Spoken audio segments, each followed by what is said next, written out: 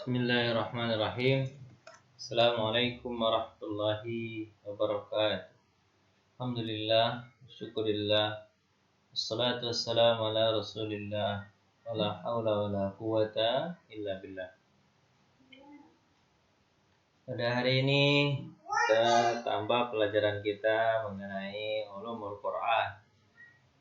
Pembahasan kita kemarin tentang Al-Quran, sekarang kita bahas tentang wahyu.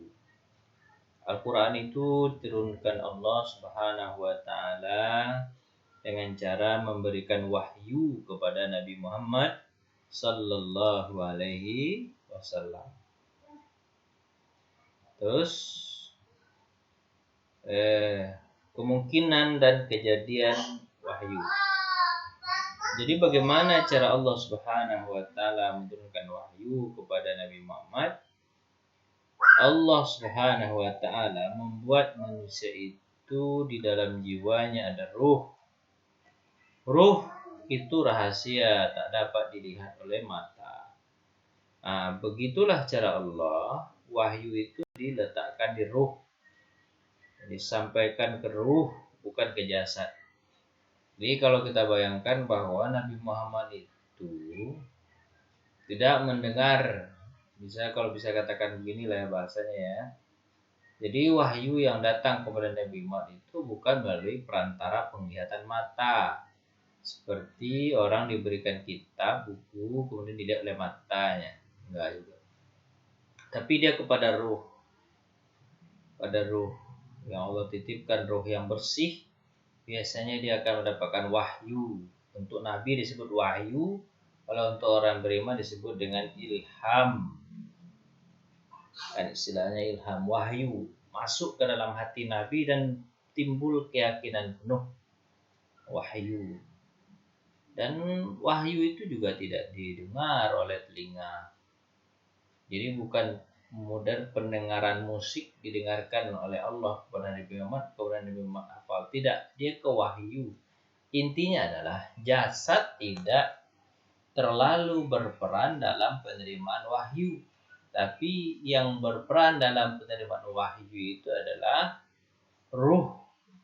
Karena tubuh kita ini terdiri dari dua, ada jasad, ada ruh, maka wahyu itu adalah tempat Allah menitipkan, ruh itu adalah tempat Allah menitipkan wahyu. Itulah yang dimaksud. Kemudian, tidak mustahil bagi Allah memilih jiwa manusia yang fitrah yang bersih di antara hamba-hambanya, dan dipersiapkan Allah untuk mendapatkan anugerah ilahi itu, yaitu wahyu dari langit. Mereka ini adalah para nabi dan rasul. Dipilih orang-orang yang hatinya bersih oleh Allah. Mereka itulah yang dipilih untuk menerima wahyu. Nantinya akan disampaikan kepada seluruh umat manusia. Orang yang di masa Nabi menyaksikan, jadi ada orang-orang pada masa Nabi menyaksikan wahyu. Ya, contoh misalnya Abu Bakar. Rasulullah SAW sedang duduk di samping Abu Bakar. Kemudian Rasulullah terdiam, menggigil. Kemudian setelah itu normal kembali. Kemudian Rasul berkata, barusan datang kepadaku wahyu. Coba bayangkan, kalau ya wahyu itu melalui pendengaran, tentu Abu Bakar bisa mendengar juga wahyu itu yang datang kepada Nabi. Tapi Abu Bakar tidak bisa mendengar.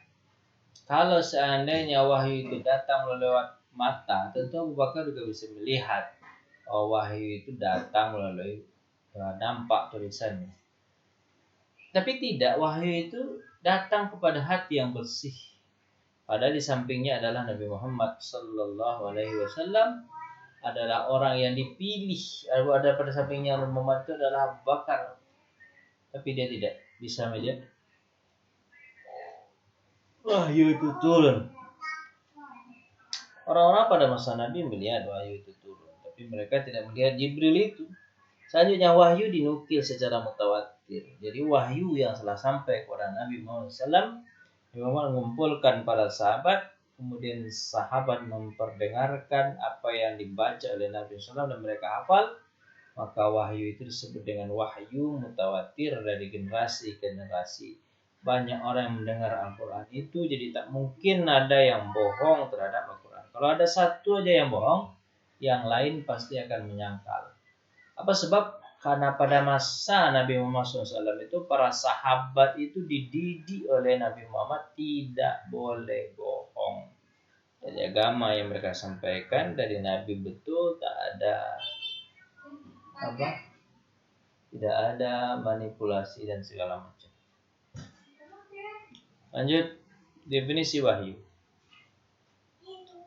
Aku membicarakan suatu kepadanya yang tidak diketahui oleh orang lain. Jadi wahyu itu adalah Allah membicarakan sesuatu kepada Nabi Muhammad SAW, orang lain tidak tahu. Disebut definisi wahyu. Isyarat cepat melalui pembicaraan. Jadi wahyu itu isyarat cepat sekali melalui seperti pembicaraan Jibril pada Nabi Muhammad SAW dalam bentuk simbol dan kiasan. Jadi beberapa simbol kiasan, tapi Nabi paham betul. Nah, itulah hebatnya dan cerdasnya Nabi Muhammad. Kita kadang pakai kiasan atau pakai simbol, kita nggak paham. Dibilang-bilangkan juga lagi ke telinga. Kita itu kadang-kadang nggak ngerti juga. Nah, itulah bodohnya kita daripada Nabi Muhammad. Sedikit diajarkan langsung paham. Atau isyarat dengan sebagian tubuh. Atau mungkin berupa suara saja. Macam-macam model wahyu itu turun. Lanjut. Tata cara Allah menyampaikan wahyu kepada malaikat. Jadi wahyu itu turunkan dulu kepada malaikat.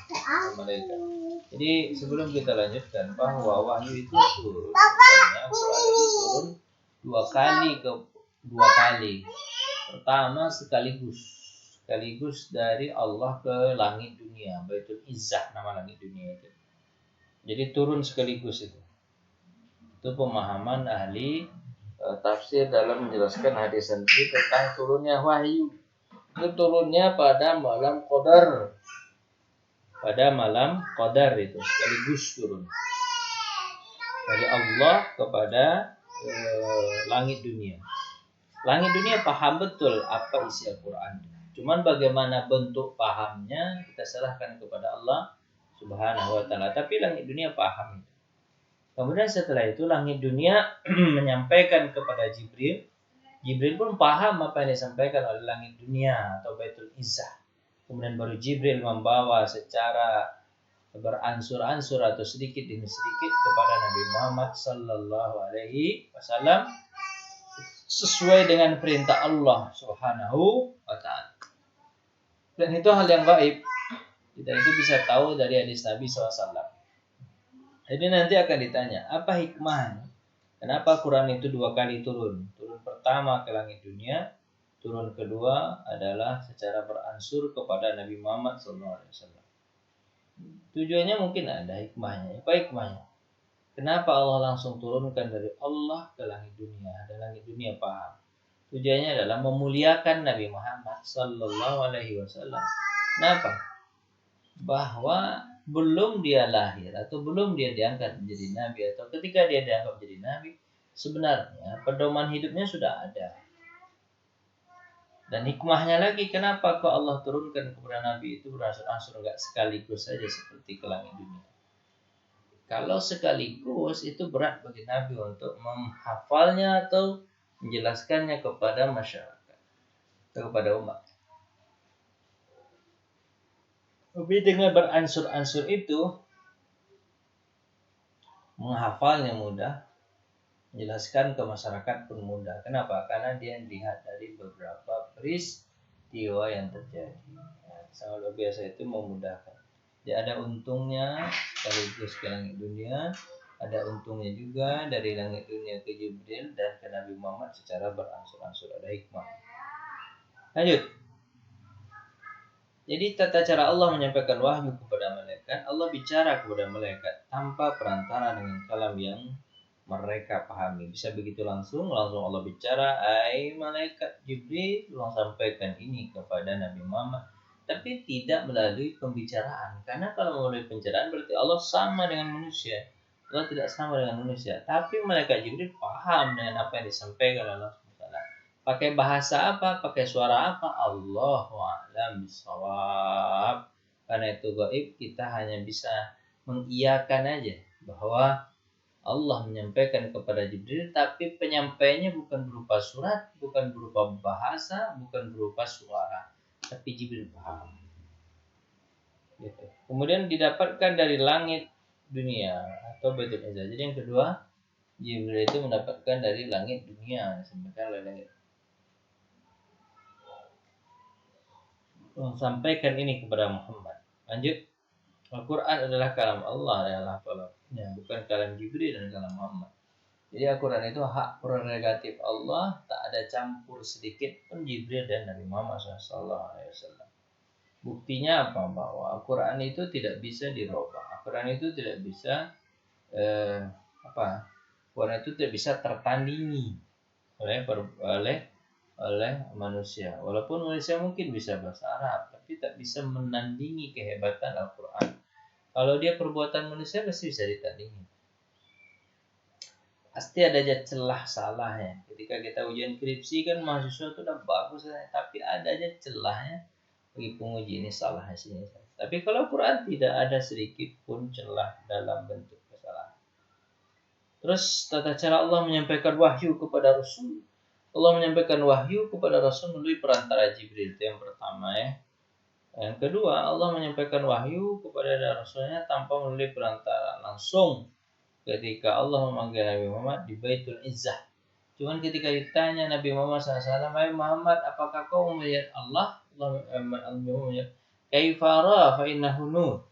Bagaimana mungkin aku bisa melihat Allah sementara Allah itu cahaya di atas cahaya. Melihat matahari kita aja susah, apalagi melihat Allah yang di atas cahaya tersebut.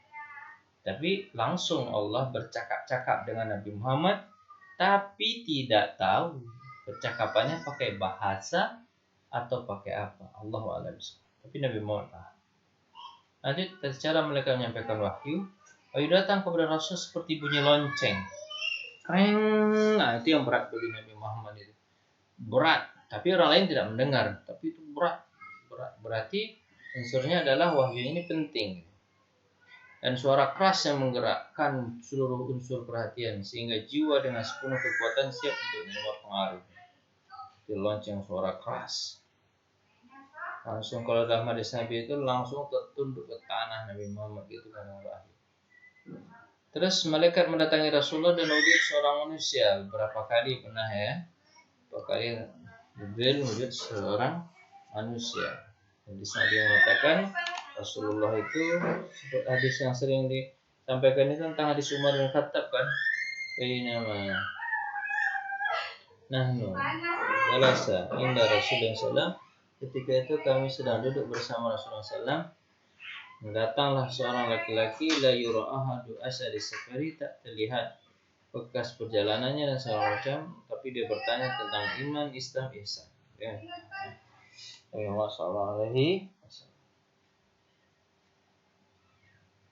Malaikat seperti wujud aslinya di Gua Hira.